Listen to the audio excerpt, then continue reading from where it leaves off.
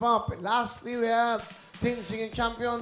15 years old din siya. Ito na si Chen!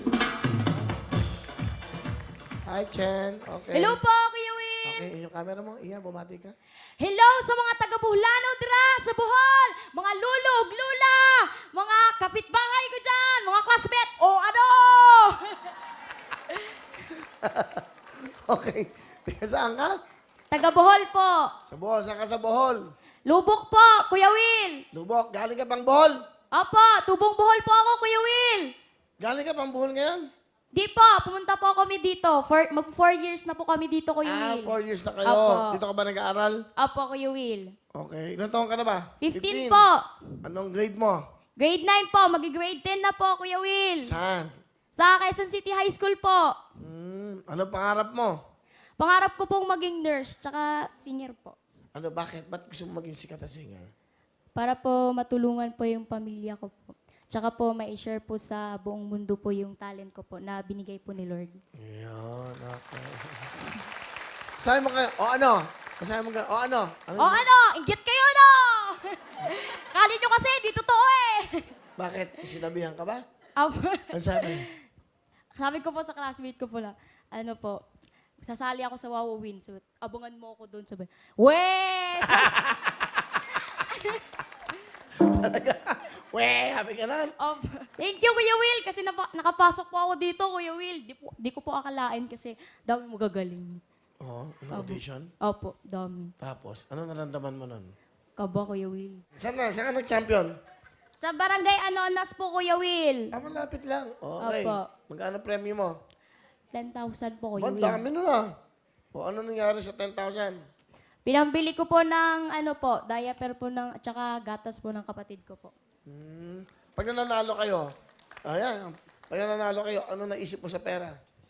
Ano po, tulong ko po sa pamilya ko po. Padala po sa Bohol po, Kuya Will. Ano ba trabaho ng tatay mo? Ano po, public school teacher po siya. Teacher. Opo. Tingnan mo si papa mo. Pa! Pag upo lang na pa, kay tanawa ko. Bukanta ko, proud na proud ako. Proud di ba pa? Ilan kayo magkakapatid? Pa, Ilan kayo? 5 po, pang-5 po, pang-4 po ako. Pangalawa sa bunso. Apo. O sino kasama mo? Pinapakilala ko po ang aking nanay, Nanay Yel! Hello po, Kuya Will! Kumusta po? Buti na yan. Ano gusto sabihin sa inyong anak?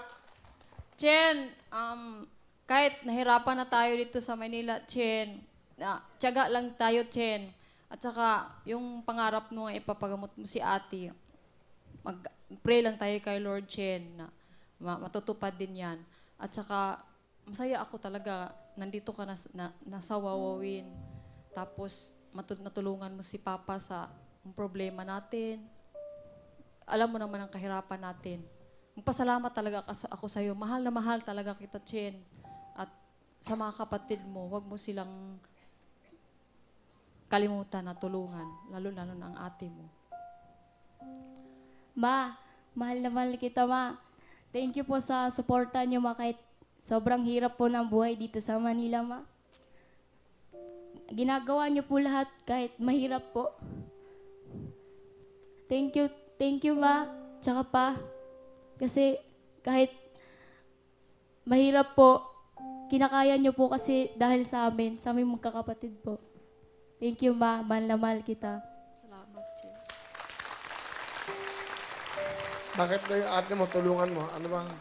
Anong problema ng ate mo? May sakit po kasi yung ate ko po, Kuya Will. Ano yung sakit? Apo, meningitis po. Mentally retarded na po siya, Kuya Will. Gusto ko po siyang ipa-speech therapy po kasi po di po siya makapagsalita. Ano pangalan ng ate mo? Mary Janine Mandin po. Batiin mo. Ay, te! Dara ko dire, nara Miss Manila, te. Sana okay ra mo dila ni Papa. Mahal-mahal kita dyan, te.